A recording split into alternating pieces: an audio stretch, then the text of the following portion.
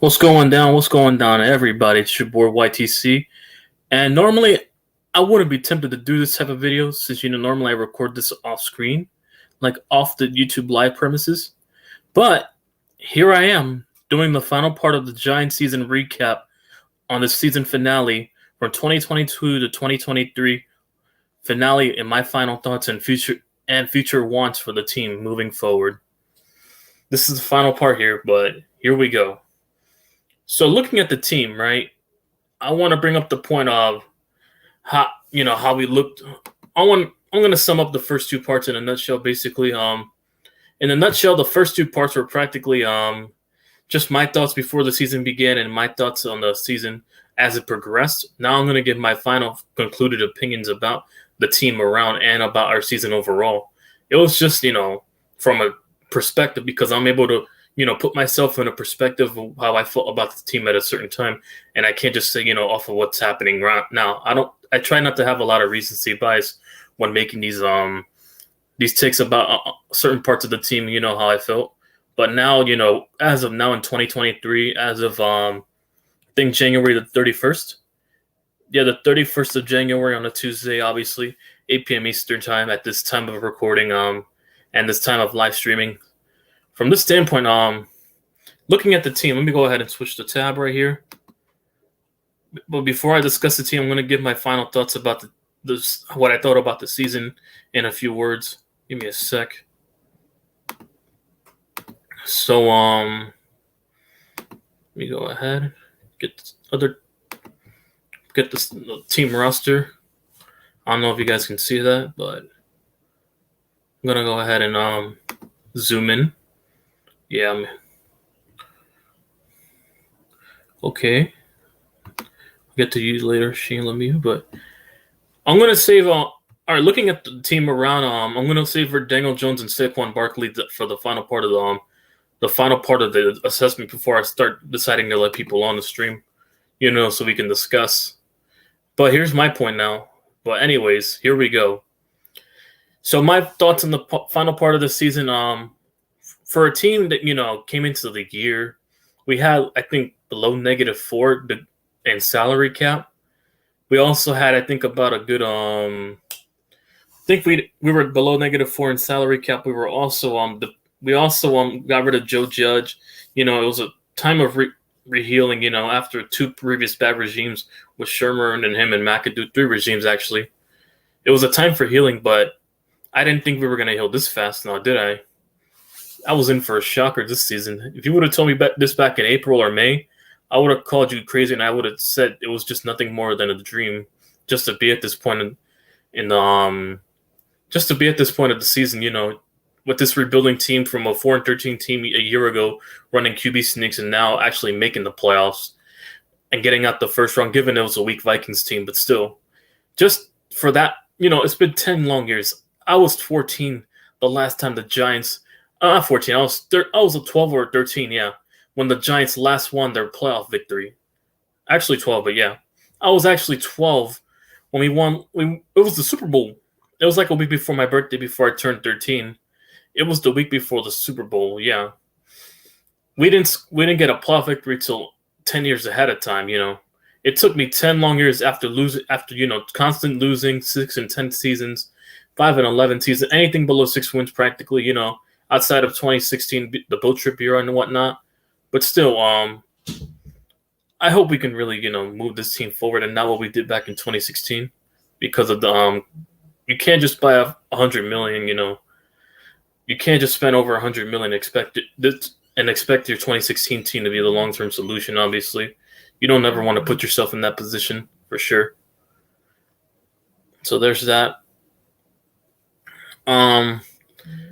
Looking back at that team in 2016, it was more of a patch job, spending $100 million on defense, succeed, but that wasn't the really point, It wasn't a long-term substantial thing because eventually we collapsed the year after, so it didn't matter. That's how I would look at the team. I'll say that much. But Brian DeBall, I'm still probably not going to be sold on Brian DeBall because, I can't get sold easily because of my PTSD with Ben McAdoo. It's kind of hard for me to, get sold on these head coaches nowadays. So as much as I would like to give Daboll credit for turning this team around, heading into the year, I thought Brian Daboll was just going to, try to get the most out of our roster, and he got more than what I expected. I had a bit of confidence in Daboll heading into the year long before I knew he was going to be this insanely good, that he was going to turn Daniel Jones around because of what he did with Josh Allen. I felt he could have brought up the intangibles Josh Allen had within Daniel Jones, obviously. So I already knew to an extent. I think Jones would have played a much more better because of the intangibles both him and Josh Allen have. Obviously, Josh Allen's a way better deep ball thrower, way better deep ball thrower than Daniel Jones. But in terms of being a dual threat quarterback, two tall, 6'5" white dudes, that are like built like 230 or 240, just running the ball, and defenses and they're hard to tackle. I've heard a lot of interviews about defenses saying how hard those two are to tackle when they're in open space, since they're really big dudes, over 6'5". So it's not easy to bring those guys down. But also having a dual threats and also an extension of the run game, so that helps a lot too for an offense. But besides that, let's get to the roster. I'm going to save Daniel Jones and Saquon Barkley and my opinions about the team overall. I'll get my opinions about the team overall right now. So heading into the year, right, I did not expect us to get out to 6-2, let alone like 4-3 wins at this point of the year. I thought we were going to be like, barely below 500 or 3-2 wins. I didn't expect much from this team, given lighter schedule, obviously still. I did not expect much. I did not expect us to be Green Bay and Baltimore. I knew for sure we were probably going to beat the Panthers and the Bears, because the Bears were also in a rebuild just like we were. So it was a toss-up for that game. And also Carolina game, I knew for a fact we were going to beat them because of a better quarterback and because, Baker Mayfield's not better than Daniel Jones in my opinion, but that's besides the point.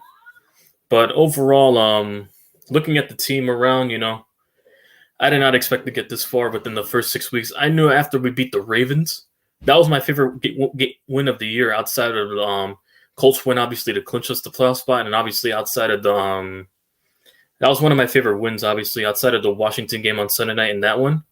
That was one, and the playoff victory, obviously. That was my number one.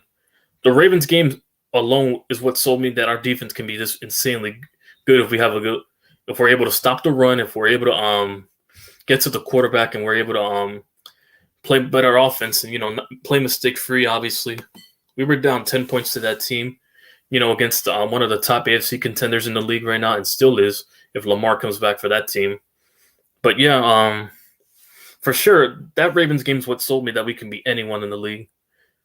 But I will say, once we ran into teams that could run the ball consistently, like the Lions, the Eagles, obviously, Washington.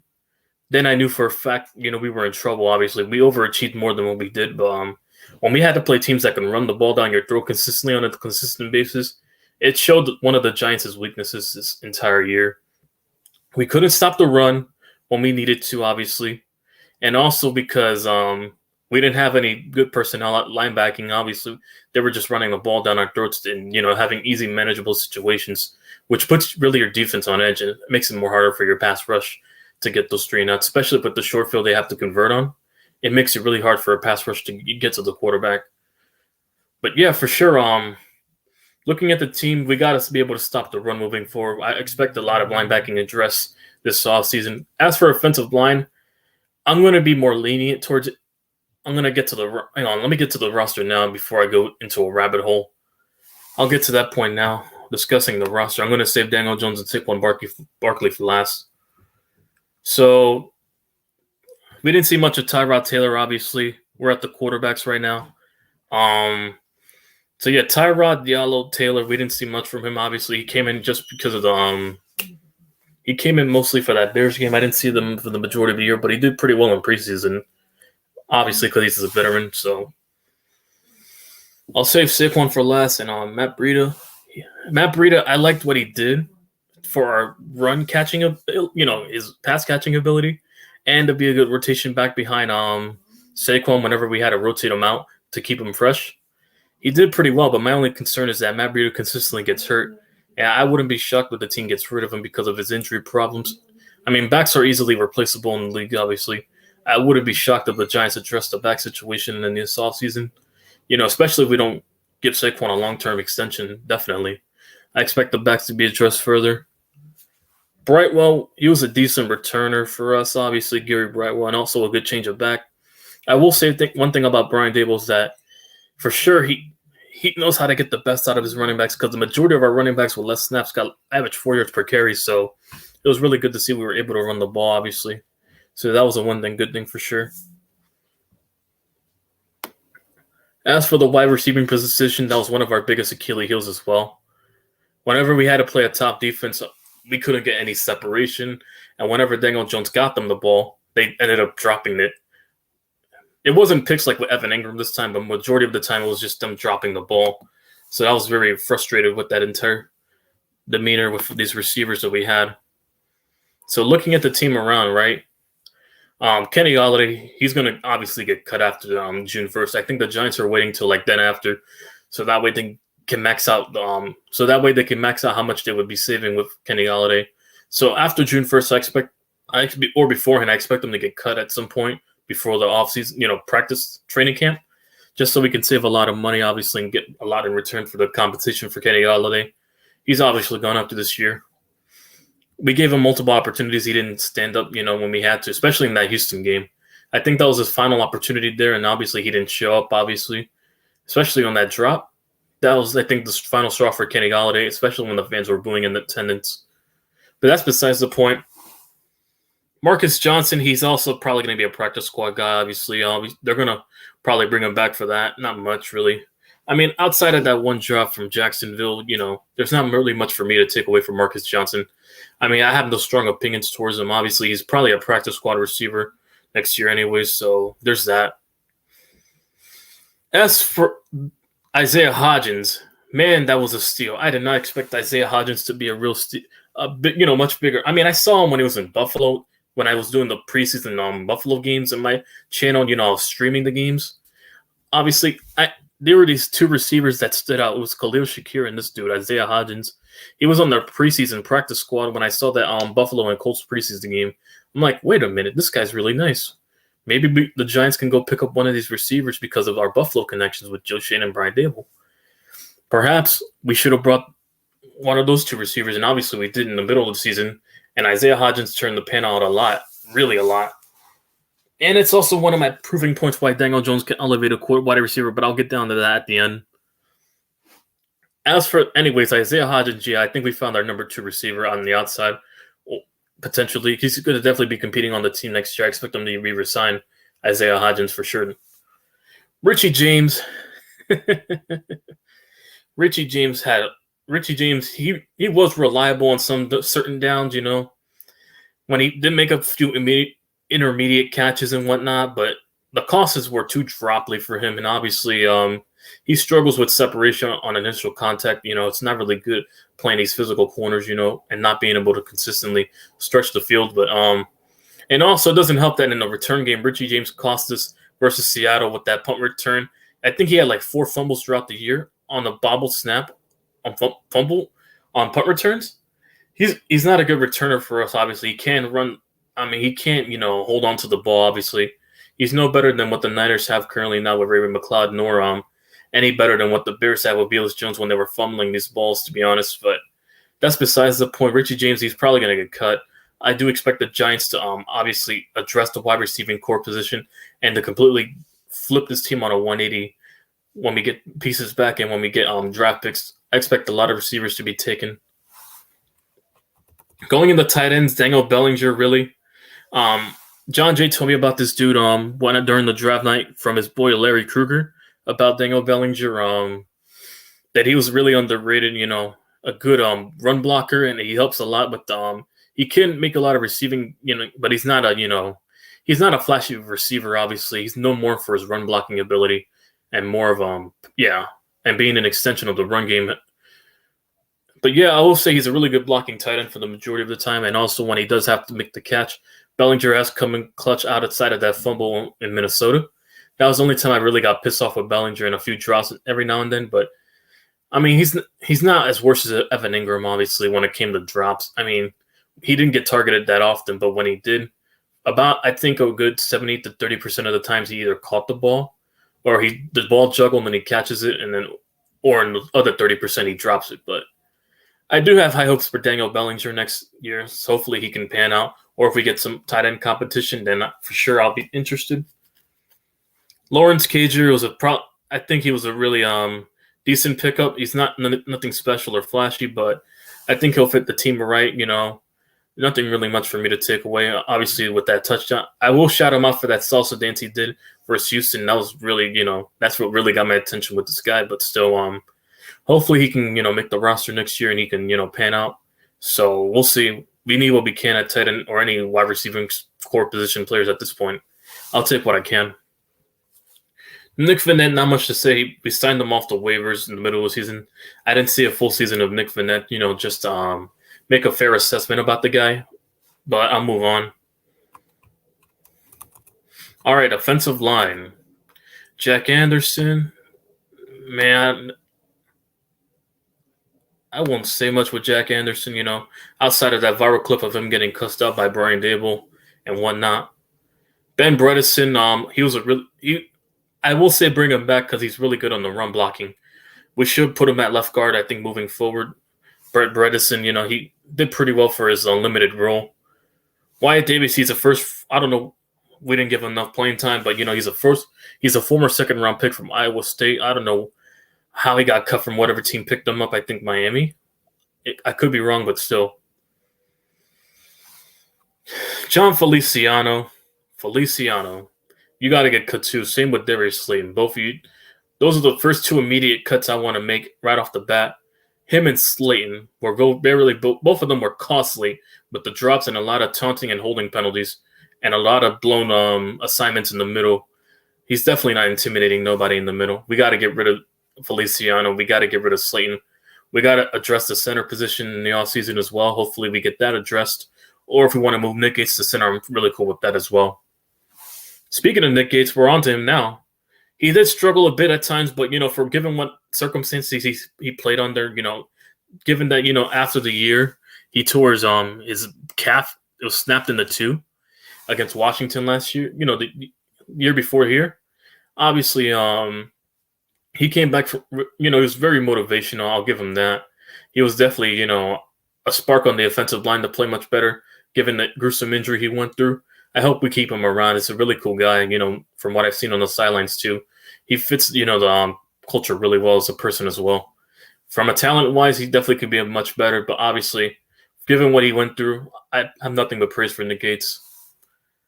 Mark Lewinsky, he did struggle against the path blocking, He's good at run blocking, obviously, because he's a right guard. I mean, that's the specialty on the right side of the field. Obviously, you're able to help out the run because they put the best run blockers on the right side of the field and the best pass blockers on the left side of the field.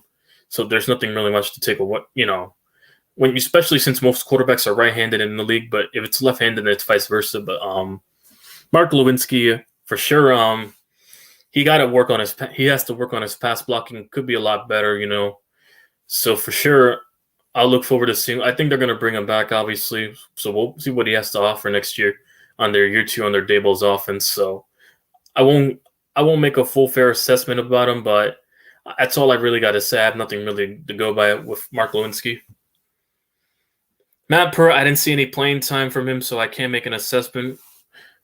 Evan Neal, obviously, he had his ups and downs this year. I mean, he was our 7th pick in the draft, obviously, and he did have his ups and downs on the team. We got, he had a few good games and then he had a few bad games. For an example, the Cowboys game week 3, per example, versus the Eagles twice, obviously, he struggled massively against a good pass rusher. I mean, he's a rookie, so the same reason I gave Andrew Thomas the pass, because Andrew Thomas was struggling his first year and a half and whatnot, and then he eventually picked it up, once he got experienced. I'm more lenient with Evan Neal. I'm going to give him until next year to prove, since he's a rookie, to have a year 2 breakout, just like Evan Neal did. No, not Evan Neal, Andrew Thomas. I'm definitely going to be more lenient towards him. Tyree Phillips, he's a good backup. He did what he had to when Evan Neal got hurt, especially for a small role he did pretty decently well for a backup. So I expect the team to bring him back as a def. Obviously, they're going to bring him back for def pieces, but yeah, nothing really much to take from Tyree Phillips. And now the man of the hour at the offensive line, the MVP, one of the MVPs on this offense, Andrew Thomas. Man, I had nothing but praise for Andrew Thomas after the Chicago game last year when he locked up Robert Quinn. That's when he won me over, really, in that game. The year before this year, not this year, the year before that when he played against Robert Quinn and whatnot. I knew he could be a really good pass blocker. And when he went up against Michael Parsons, the first 3 meetings, he shut him down. So yeah, that's when Andrew Thomas really won me over as a Pro Bowl left tackle. And when I saw his numbers were oh yeah, Brandon brought me up this point, right? Whenever you don't see an offensive lineman's name on the screen, it means they're doing good. Very few do I see Andrew Thomas's name being faulted for any penalties or whatnot. I rarely see him get penalized for a false start or a holding, really. I mean, half of the guys that do get penalized are usually Evan Neal and John Feliciano. I didn't see really much for Andrew Thomas, really. I mean, he had a few bad games. He had that Eagles game. I think Week 14, he gave up 2 sacks. I mean, that was really half of the sacks he gave up all year. I think he only gave up 3 to 4. He didn't really give up that many sacks in a lot of snaps played. So for such a Pro Bowl left tackle of it, definitely I'm proud of Andrew Thomas. He's definitely one of the MVPs of the offseason. I expect him to get paid the bag pretty soon. He's definitely going to be a Giants left tackle for a very, very long time. I have no doubt in my mind. You check the comments before we go to the next part. All right, none. Anyways, so looking at the defensive line, right? You had, I don't know. I mean, I can't take away much from Ryder Anderson, just a depth player. Half of these depth players, I really can't take away much. Whenever I saw them play, really. But for Justin Ellis was really good for our pass rushing and, being a nose tackling, stopping against the run. He was definitely helpful for us. I think he's going to come back. Henry Mundo, I didn't see much of him, but, he struggled against the run, obviously, from when I saw him. He has to work on his run stopping ability. Pass rusher-wise, he's pretty decent, but he could be a lot better. So, but they're going to probably bring him back for depth purposes and practice squad and whatnot, but yeah. One of my biggest disappointments in the year was Leonard Williams. For such a guy, we gave a lot of money, heading into this year. For all that money we paid him, since he wanted $20 million a year, I think, at a defensive tackle position. He had a massively disappointing season, in my opinion, but he was still serviceable at times, but the majority, he didn't really make much of an impact. Leonard Williams this year. He didn't have a year 3 breakoff like I expected him to do in the Giants system, but he did pretty decently well. He didn't play like he was top 10 last year when he was in that conversation with Aaron Donald and whatnot. He didn't play like that from last year anymore. So hopefully he does have a next year breakout again, like in last year before here, where he's good against the run and obviously, he's putting up these numbers that Dexter Lawrence is putting up, who I'm gonna get to last. But still, hopefully he takes the cap, discount and whatnot, and we're able to allocate that money towards paying Daniel Jones and paying Saquon Barkley, but I'll get to them at the end. All right, so Jihad Ward, what a steal we got off the free agency. What a steal from the Ravens they gave us. Jihad Ward was pretty, he was all over the field. He was all over the pass rusher. He brought a level of energy, off the field to this team. He brought a swagger that we didn't have for a very long time. Him and Dexter Lawrence brought that swagger. I think they were the 2 biggest leaders on that front line. For sure, Dexter Lawrence and Jihad Ward definitely brought the energy and swag that this team needed, aggressiveness to, motivate this front 7. But yeah, for sure, Jihad Ward was a steal. Hopefully we bring him back. I really want to bring back Jihad Ward. Definitely a team guy. Same with Dexter Lawrence. Dexter Lawrence, obviously, he made the Pro Bowl. He had a really good year. He really had a good year for Pro Bowl season. Obviously, he made the Pro Bowl and whatnot. We give him his 5th year, so that's all dandy. We're paying $11 million next year for such a good top 3 defensive tackle in the league. Definitely a steal in my book. And I can only wait for furthermore until he continues to put up these numbers and we pay him to be our next dominant left defensive tackle for the years to come. Anyways, getting to the linebacking core, which was one of our weaknesses in the offseason. Cam Brown, I can't say much. Landon Collins, obviously, we got him back from Washington and whatnot, so I was tempted to see what he was going to do, but realistically, man, he really showed off for such a small role. He did help a lot against the run, but not consistently as many guys on the team right now. But he definitely helped out when he had to come through, when he had to get a pick, when he had to deflect the ball, get a crucial stop and tackle. He got it done. I'm glad we put Landon Collins at middle linebacker because safety wasn't in for him moving forward. Obviously, it showed in Washington. Carter Coughlin, special team guy. Gerard Davis, I don't have a full season assessment to give him, a fair grade and whatnot. So there's that. Tom and Fox, not much to go by there either. Micah McFadden struggled massively, though. I don't know what happened. He was playing good against Seattle when he was stopping the run, obviously. He made a few good tackles in that game. I don't know what happened to Micah McFadden. As the season progressed, he struggled massively against the run. And I had a lot of Giants fans telling me, he sucks. We got to get rid of him. I'll be more patient with Micah McFadden, but I don't want him starting. I want him on a rotation basis, obviously. Then we could see if he can earn that job back. But overall, he's a rookie, obviously. I'm not going to be too hard on him either. Jalen Smith, he was all right, but, he did have this. He was up and down every, this entire year, Jalen Smith, obviously. But when it came to stopping the run, majority of the times he missed a lot of good tackles, and he missed a lot of open space tackles that, Blake Martinez would have had, but we couldn't pay him. So there's that. And overall, we got to address the linebacking position. I'm sorry, but I wouldn't be mad if Jalen Smith got cut. We need a complete 180 at linebacking, especially we're going to be able to stop the run against much better offenses that can run the ball. We got to be able to address that linebacking position. Kayvon Thibodeau, my man from Oregon State, Oregon and whatnot. I was thrilled as hell we picked up Kayvon Thibodeau, obviously, at number 5, which he wears as well, like in college. I was really thrilled to get Kayvon Thibodeau. Obviously, my stream reaction shows it. That was the dream pick for me, obviously, but we got it done. We got Kayvon Thibodeau, The number-wise, he didn't put up any sexy numbers, He didn't put up any flashy Chase Young. He didn't put any Nick Bosa rookie-type numbers and whatnot, But he still led the league in pressures, There's other stats, he did help a lot in terms of quarterback hits, in terms of pressures. He definitely got after the quarterback for the majority of the time. He had a fumble recovery versus Washington, which was clutch for us. The Washington game, obviously, is his best game of the year, obviously. Hopefully he has more better games like that on a consistent basis. But from what I saw with Kayvon Thibodeau, man, for sure, I was thrilled what we got rid of. We got him at number 5, and he's going to be and he's only, 23? He's young. He's very young. He's around my age at this point. So, for sure, definitely, he's only that young. He's only going to get much better, especially in his prime.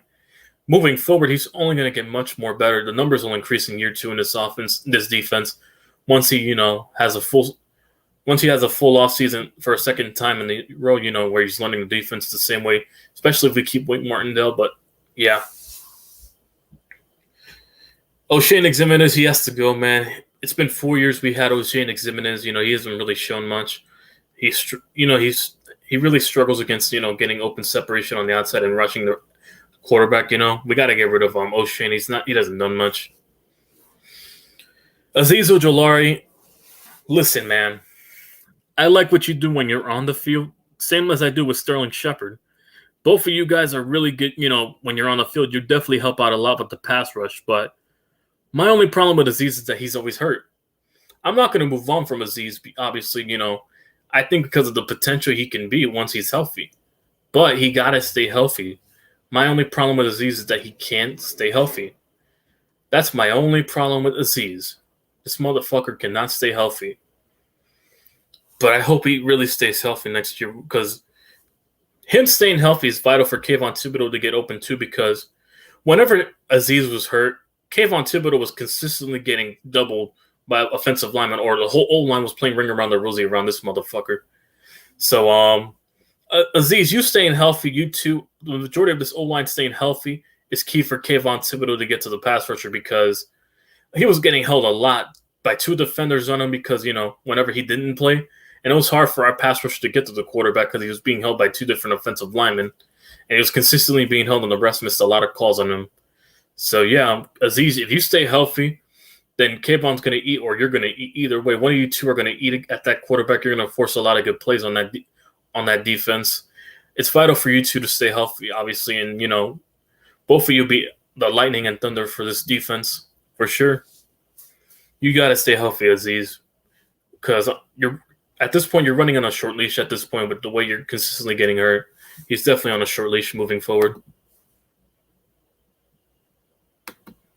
Anyways, go. All right, let me go. The corners. Dane Belton. I think he's a really solid pickup for us in the draft. We got him out of I think Notre Dame or whatnot. We got him in the I think no Purdue. Never mind Purdue. We got him in the 5th round. Obviously, I think or in the late 4th. I could be either way. It's one of those 2 selections. But Dane Belton, he was solid when he did play. He got his first career pick, obviously, versus the Texans and whatnot. He made a lot of good deflections, and he was good against the run. But the majority of the year, he was hurt, obviously, like the majority of our defense was and our team was overall. But, yeah, he did pretty well when he did play on the field, too. So there was that.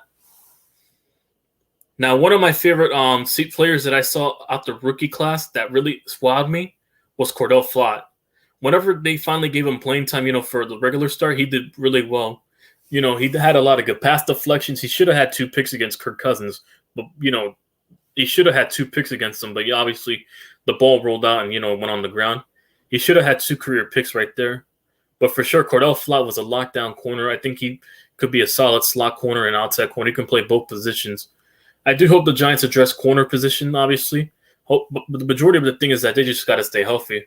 Cordell Flott played really well for his limited role, obviously, and also when his snap count increased when a lot of players got down and hurt, definitely was massive for us. He's way better than Nick McLeod. He's way better than he played better than Fabian Moreau.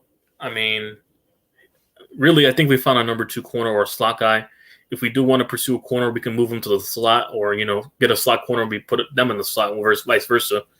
But still, Cordell Flott was really a big steal for me, in my opinion.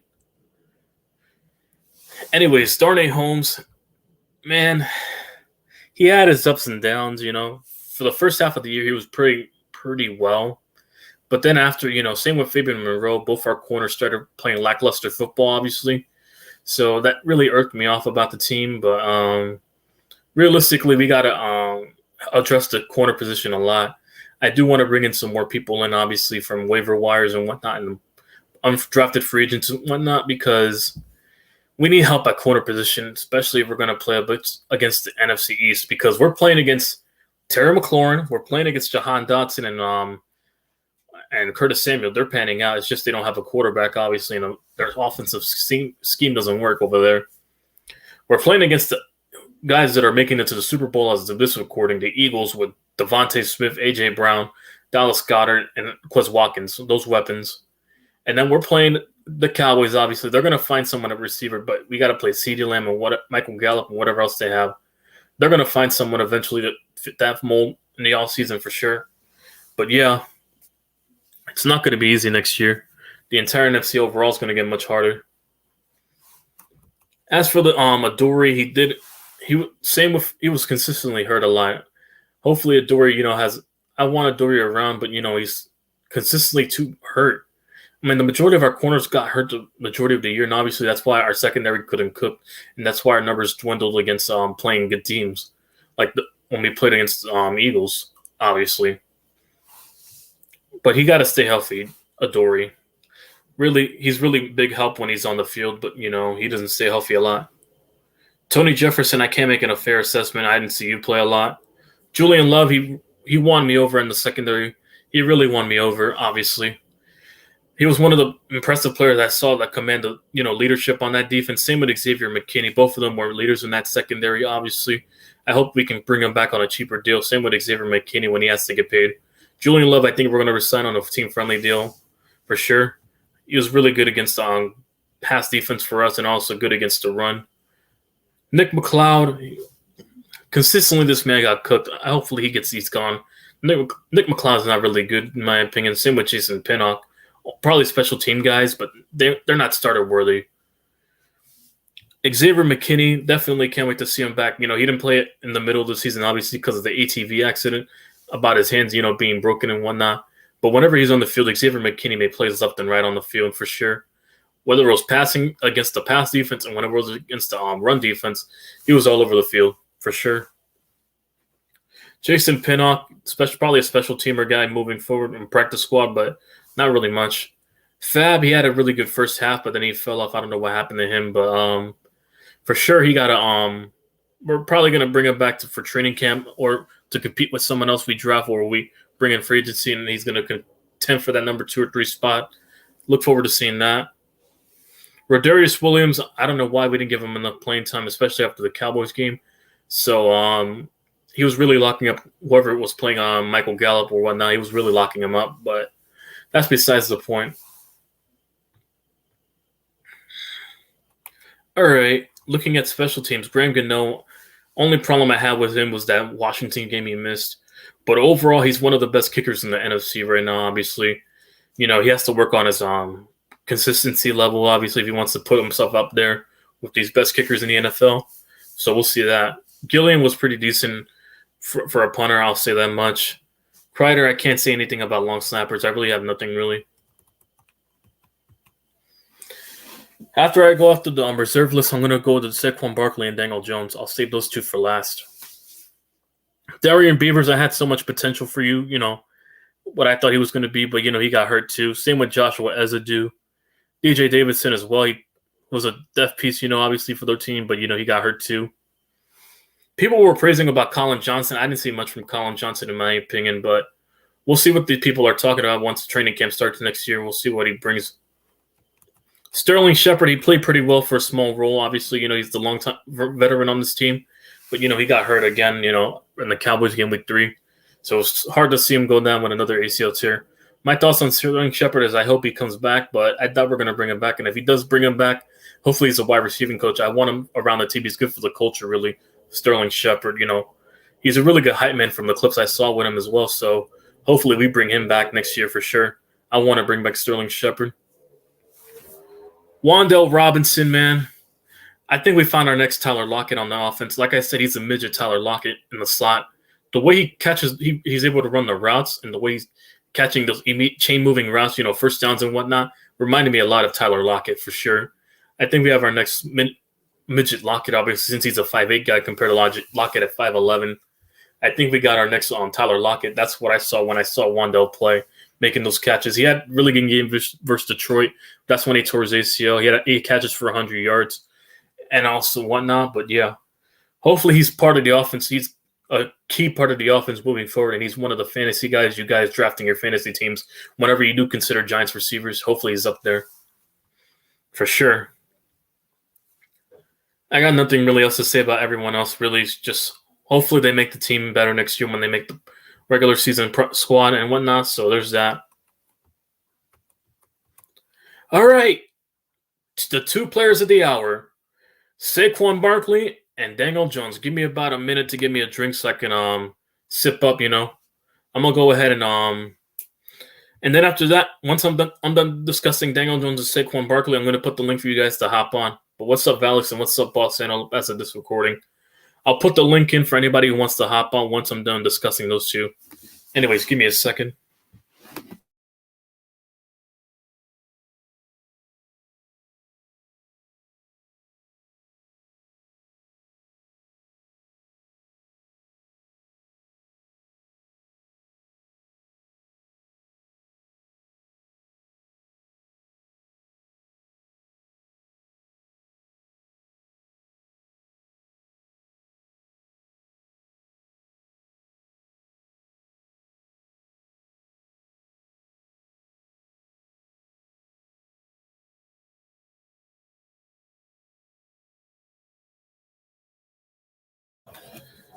All right, I'm back. I just needed a drink. That's all. I've been ranting, about the team for a while now.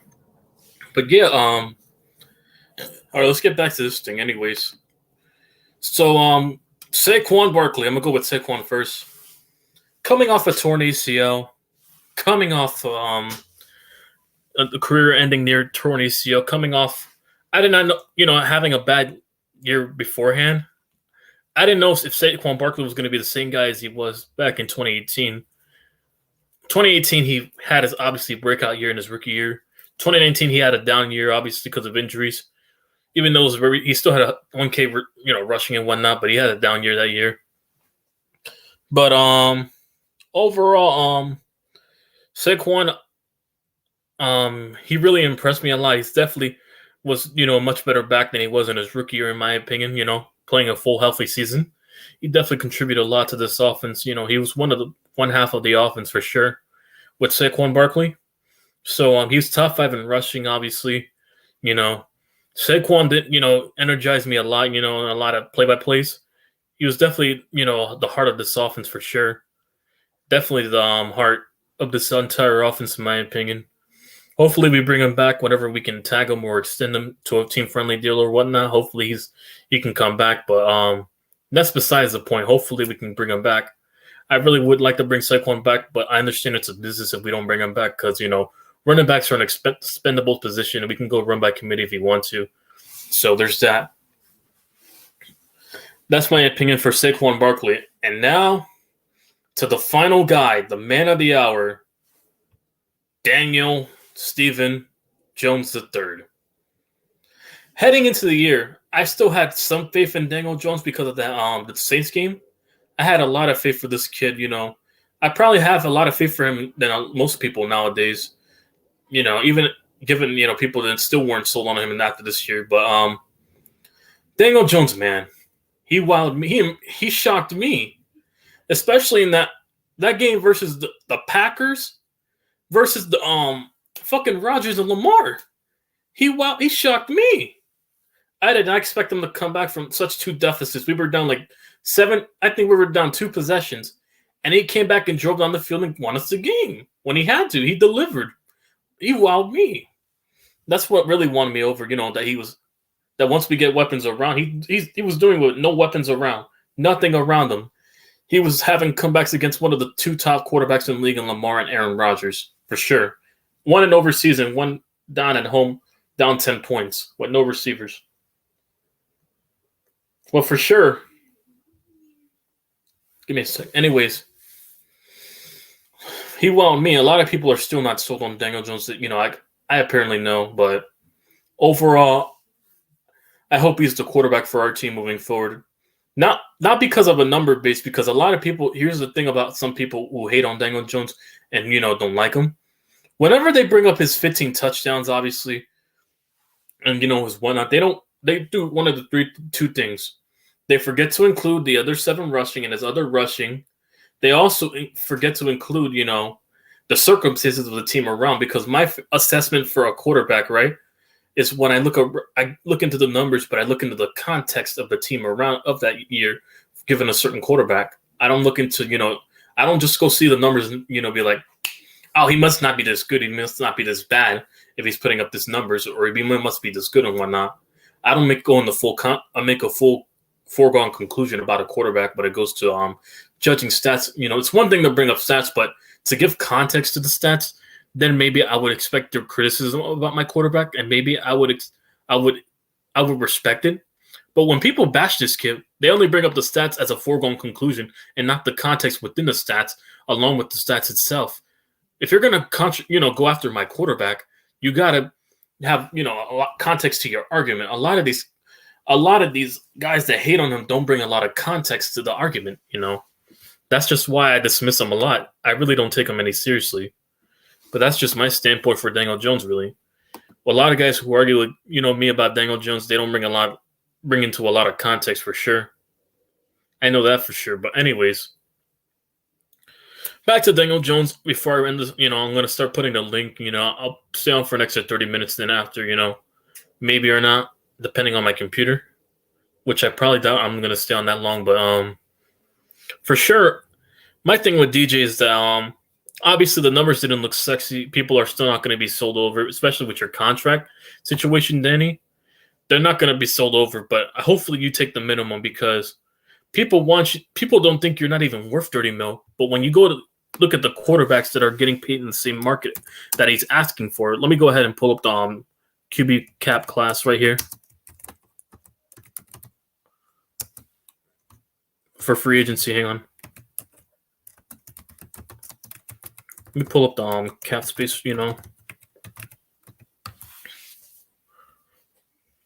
for quarterbacks, right? Look at the salaries, right? Since people think 30 mil is such an overpay for him, look at the class he's going to get paid next to. Let me pull it up right now. Look. We're at the 30 mil mark, right? Look.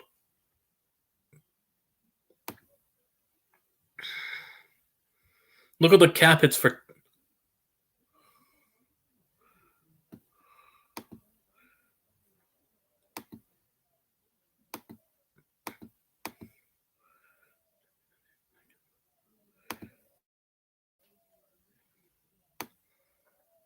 Look at this shit. Hang on.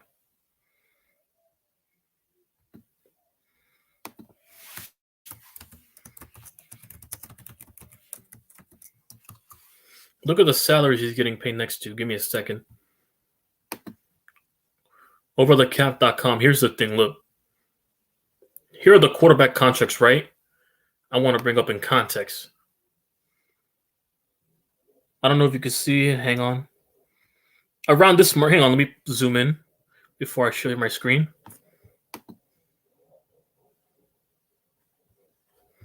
me go ahead and pull it up.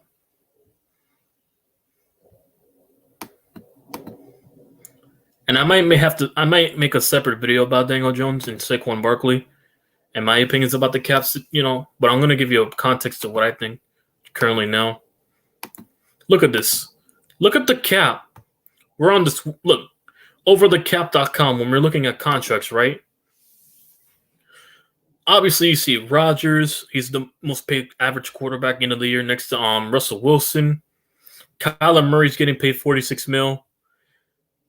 Deshaun Watson making 46, 45 for Patrick and Josh Allen. Derek Carr's getting paid 40. Matthew Stafford's getting paid 40. Dak's making 40. And now we go down to the Daniel Jones range, which is 30 to 35 mil. In that range, currently now, he would get paid the same amount as Kirk Cousins, Jared Goff, Carson Wentz, Matt Ryan, and Ryan Tannehill. Around that range. You don't tell me he's not worth 30 mil? He played better than Ryan Tannehill, obviously. He played better than Matt Ryan and Carson Wentz and Jared Goff. Obviously, you can't put up Kirk Cousins, but he beat him in a playoff game with less weapons around. He beat Kirk Cousins in a primetime playoff game. But Daniel Jones is not worth 30 mil bare minimum, or even 35. Kirk Cousins is a product of a team around him, obviously. Justin Jefferson, Adam Thielen, TJ Hawkinson, and they still can't get out the first round, obviously, because they don't have a defense. And whenever Kirk has to deliver, he chokes per usual. Jared Goff, obviously, he had a good year, but yeah, the team that he didn't have a defense either.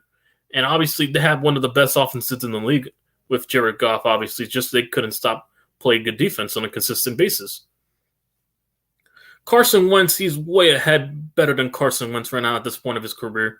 Carson Wentz I think he's done for after this year. Washington really spent $32 million for Carson Wentz to be their saving grace and only benched him for Tanner Heineke, which got him on a 6-game win streak. But you expect Daniel Jones to be less than $30 million when he's being compared with Carson Wentz and Matt Ryan. Hell no. And Ryan Tannehill, he's way better talented than Ryan Tannehill. He's better than Tannehill, but from ace to Z, way talented. Matt Ryan's washed at this point of his career. He's not the same guy as he used to be, obviously. And the Colts, they're just a horrible organization, ever since Andrew Luck, obviously. But you can't tell me he does not deserve $30 million after this shit. After what he's doing with nothing around. No O-line for the majority of his career. He didn't have a single offensive lineman besides Andrew Thomas, which we didn't get until his second year of the league. I have yet to see Daniel Jones have a top 10 receiver that's played for him that's a proven commodity to play with him. Perhaps then you guys can shut up about his numbers then after. But until then, get off my quarterback's case until he gets a number one receiver, an actual certified number one guy. So that way you guys can stop bitching about his numbers not being sexy or and whatnot, and not being on par with Mahomes or Josh Allen. He got to the playoffs on a good division too. May I add you, not one single team in that division finished below 500. Washington finished 8-1. We finished 9-6-1. The Cowboys finished 12-5, and the Eagles obviously are in the Super Bowl 14-3. Our division wasn't anything slouchy. It was nothing slouchy. For sure, damn straight, it wasn't slouchy. But you cannot tell me he's not worth $30 million, and we could still have a good fit 20 to 25 mil after restructures to pay Saquon and go get a few pieces on the free agency and sign to the 1-year max deals. There's no way you cannot tell me we can't pay both of them. There's just no way. But people expect my quarterback to take less than 30 mil. He's getting paid around the same class as these guys. And you can make an argument he's better than Derek Carr at this point. And Derek Carr's been pampered for the majority of his career when you look at his numbers and also when they have to play from behind. But overall, put more respect on my quarterback's name. That's all I ask. Really, that's it. Especially with the circumstances he's playing under. Pretty soon he'll show, once he has weapons around, why he's worth all that money. He'll show everybody, he'll show the entire league what he's worth. But overall, I want to bring back Daniel Jones and Saquon Barkley. Those are my two guys. My two main guys I want to bring back. They're must rehires, in my opinion. But for sure, I'm going to end it on that. And if we don't pay him or we don't tag him, I'm going to be really pissed. I'm going to let you guys know that right now as of this recording, if we resign him or not. Same with Saquon Barkley and whatnot, But that's going to end it here. I'm going to end the video. I'm going to put the tags. It should be, I'm going to put timestamps, obviously, when I get the time, to do the video. But yeah, YTC, I'll see you guys soon.